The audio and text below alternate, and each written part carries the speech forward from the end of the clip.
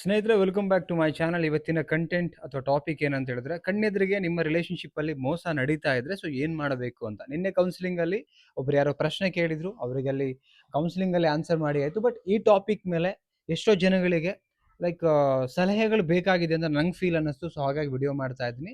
Video tips ನಾನು ಹೇಳೋಕ್ಕಿಂತ ಮುಂಚೆ ನಮ್ಮ ಚಾನಲ್ಗೆ ಹೊಸಬರಾಗಿದ್ರೆ ಸಬ್ಸ್ಕ್ರೈಬ್ ಮಾಡಿ, ಸಪೋರ್ಟ್ ಮಾಡಿ.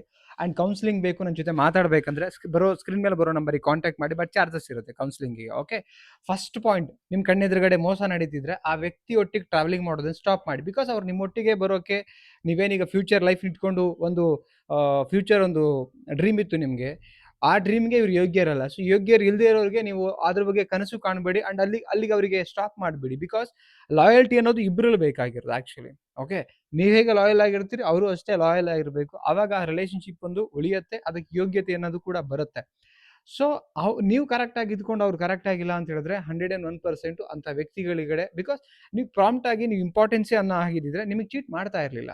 ನಿಮ್ಮನ್ನಲ್ದಿರ ಬೇರೆ ಇನ್ಯಾರಿಗೂ ಆ ಸ್ಥಾನ ಕೊಡ್ತಾ ಇರಲಿಲ್ಲ. ಬಟ್ ಅವ್ರಿಗೆ ಮಾಡ್ತಿದ್ದಾರೆ ಅಂತ ಹೇಳಿದ್ರೆ ಅಂಥ ವ್ಯಕ್ತಿಗಳಿಗೆ ನೀವು ಲೈಕ್ ಅವರೊಟ್ಟಿಗೆ ಟ್ರಾವೆಲ್ ಆಗೋದನ್ನು ಸ್ಟಾಪ್ ಮಾಡಿ. ಸೊ ನಿಲ್ಲಿಸ್ಬಿಡಿ. ಅವರೊಟ್ಟಿಗೆ ಮತ್ತೆ ಲೈಕ್ ಯಾವುದೇ ರೀತಿ ಲೈಕ್ ಮಾತುಕತೆ ಮತ್ತೊಂದು ಮಾಡ್ಲಿಕ್ಕೆ ಹೋಗಬೇಡಿ. ಸೆಕೆಂಡ್ ಪಾಯಿಂಟ್ ನೋಡೋಣ. ಏನಂತ ಹೇಳಿದ್ರೆ, ಅವ್ರ ವ್ಯಕ್ತಿತ್ವ ಗೊತ್ತಾಯಿತು ಅಂತ ಒಂದು ಖುಷಿ ಪಟ್ಟು ಸ್ಟಾಪ್ ಮಾಡಿ ಅವರನ್ನು. ನೋಡಿ, ನನಗೆ ಎಲ್ಲೋ ತುಂಬ ಡೆಪ್ತಲ್ಲಿ ಕರ್ಕೊಂಡೋಗಿ, ತುಂಬ ನಿಮಗೆ ರಿಲೇಶನ್ಶಿಪ್ ಫೈನಲ್ ಹಂತಕ್ಕೆ ಕರ್ಕೊಂಡೋಗಿ ಅಲ್ಲಿಂದ ನಿಮಗೆ ಮೋಸ ಮಾಡಿಲ್ಲ. ಶುರುವಾತಲ್ಲಿ ಈ ಹಂತಕ್ಕೆ ಮೋಸ ಆಯ್ತಲ್ಲ, ಈ ವಯಸ್ಸಿಗೆ ಮೋಸ ಆಯ್ತಲ್ಲ, ಇಲ್ಲಿಗೆ ಗೊತ್ತಾಯ್ತಲ್ಲ ಇವ್ರದ್ದು ನಿಜವಾದ ವ್ಯಕ್ತಿತ್ವ ಏನು ಮೆಂಟಾಲಿಟಿ ಇದೆ ಅಂತೇಳಿ ಖುಷಿ ಪಡಿ. ಆ್ಯಂಡ್ ಅವ್ರಿಗೆ ಸ್ಟಾಪ್ ಮಾಡಿ. ನಿಮ್ಮ ಲೈಫಲ್ಲಿ ಎಂಟ್ರಿ ಕೊಡಲಿಕ್ಕೆ ಮತ್ತೆ ಬಿಡಬೇಡಿ. ಯಾಕೆಂದರೆ ಕಣ್ಮುಂದೆ ಸತ್ಯ ಇರಬೇಕಾರೆ, ಆ ಸತ್ಯ ಗೊತ್ತಾದ್ಮೇಲೆ ಮತ್ತೆ ಎಂಟ್ರಿ ಕೊಡಿಸ್ಕೊಳ್ಳೋಕ್ಕೆ ಹೋಗಲೇಬೇಡಿ. ಇದು ಮೈಂಡಲ್ಲಿ ಇಟ್ಕೊಳ್ಳಿ. ಇದು ಟಿಪ್ಸ್ ತುಂಬ ಇಂಪಾರ್ಟೆಂಟ್ ಇದೆ, ಆಯಿತಾ. ಆ್ಯಂಡ್ ನೆಕ್ಸ್ಟ್ ಪಾಯಿಂಟ್ ನೋಡೋಣ. ಏನಂತ ಹೇಳಿದ್ರೆ, ಪ್ರೀತಿ ಅನ್ನೋದು ಎರಡು ವ್ಯಕ್ತಿಗಳ ಮಧ್ಯೆ ಬರುವಂಥದ್ದು. ಆ್ಯಂಡ್ ಎರಡು ವ್ಯಕ್ತಿತ್ವಗಳ ಮಧ್ಯೆ, ಎರಡು ಯೋಚನೆಗಳ ಮಧ್ಯೆ, ಎರಡು ಭಾವನೆಗಳ ಮಧ್ಯೆ ಆಗುವಂಥದ್ದು. ಆ ಇಬ್ಬರು ವ್ಯಕ್ತಿಗಳಿಗೆ ಇಂಟ್ರೆಸ್ಟ್ ಈಕ್ವಲ್ ಆಗಿರಬೇಕಾಗತ್ತೆ. ಒಬ್ಬರಿಗೆ ಇಂಟ್ರೆಸ್ಟ್ ಇದ್ದು ಸ್ನೇಹ ಸಂಬಂಧದಲ್ಲಿ ಇನ್ನೊಬ್ಬರಿಗಿಲ್ಲ ಅಂದರೆ ಅದು ಹೆಂಗೆ ಆಗ್ಲಿಕ್ಕೆ ಸಾಧ್ಯ ಪ್ರೀತಿ ಅನ್ನೋದು? ಸೊ ಇಬ್ಬರಿಗೂ ಅಷ್ಟೇ ಈಕ್ವಾಲಿಟಿ ಆಫ್ ಇಂಟ್ರೆಸ್ಟ್ ಇರಬೇಕು, ರೆಸ್ಪಾನ್ಸಿಬಿಲಿಟಿ ಇರಬೇಕು, ಅಷ್ಟೇ ಫೀಲ್ ಇರಬೇಕು ಅಲ್ವಾ? ಸೊ ಇವರಿಗೆ ನಿಮ್ಮ ಮೇಲೆ ಇಂಟ್ರೆಸ್ಟ್ ಕಡಿಮೆ ಆಗಿದೆ, ಫೀಲ್ ಕಡಿಮೆ ಆದಾಗ್ಲೇ ಸೊ ಬೇರೆಯವ್ರ ಕಡೆ ಡೈವರ್ಟ್ ಆಗಿದ್ದಾರೆ, ಇವರು ಲಾಯಲ್ ಆಗಿಲ್ಲ ಅಂತ ನಿಮ್ಗೆ ಅಲ್ಲಿ ಕ್ಲಾರಿಫೈ ಗೊತ್ತಾಗುತ್ತೆ. ಸೊ ಗೊತ್ತಾದ್ಮೇಲೆ ಏನು ಮಾಡಬೇಕು? 100% ಈ ರಿಯಾಲಿಟಿನ ಎಕ್ಸೆಪ್ಟ್ ಮಾಡ್ಕೊಳ್ಳಿ. It's a very important.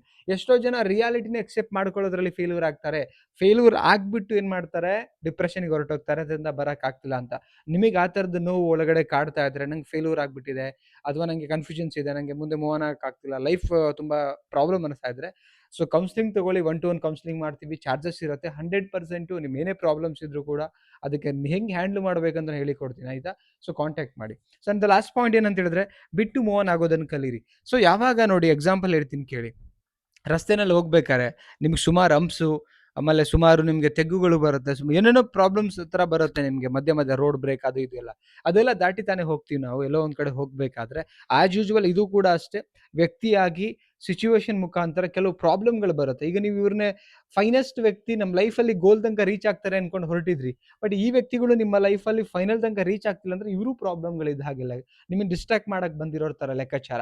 So ಇವ್ರನ್ನೂ ಕೂಡ ನೀವು ಬಿಟ್ಟು ಮೂವ್ ಆನ್ ಆಗೋದನ್ನು ಕಲಿಬೇಕು. ಹೇಗೆ ಕಲಿಬೇಕು ಅಂತ ನಿಮಗಿನ್ನೂ ಗೊತ್ತಾಗ್ತಿಲ್ಲ ಕ್ಲಾರಿಟಿ ಅಂತ ಹೇಳಿದ್ರೆ, ಸೊ ಪರ್ಸನಲಿ ನಿಮ್ಮ ಕನ್ಫ್ಯೂಷನ್ಸ್ಗಳಿಗೆ ಸೊ ಕೌನ್ಸಿಲಿಂಗ್ ಮುಖಾಂತರ ಉತ್ತರನ ಕಂಡುಕೊಳ್ಬಹುದು. ಸೊ ವಿಡಿಯೋದಲ್ಲಿ ಕೆಲವು ಏನು ವಿಚಾರಗಳನ್ನ ಹೇಳಿದ್ದೀನಿ, ಸೊ ಅದನ್ನು ಸ್ಟೆಪ್ ಬೈ ಸ್ಟೆಪ್ ಫಾಲೋ ಮಾಡಿ ಅಂತ ಹೇಳ್ತಾ ಮತ್ತೊಂದು ಟಾಪಿಕಲ್ಲಿ ಸಿಗ್ತೀನಿ. ಅದಕ್ಕಿಂತ ಮುಂಚೆ ಸಬ್ಸ್ಕ್ರೈಬ್ ಮಾಡಿ, ಸಪೋರ್ಟ್ ಮಾಡಿ. Thank you so much guys, love you, bye.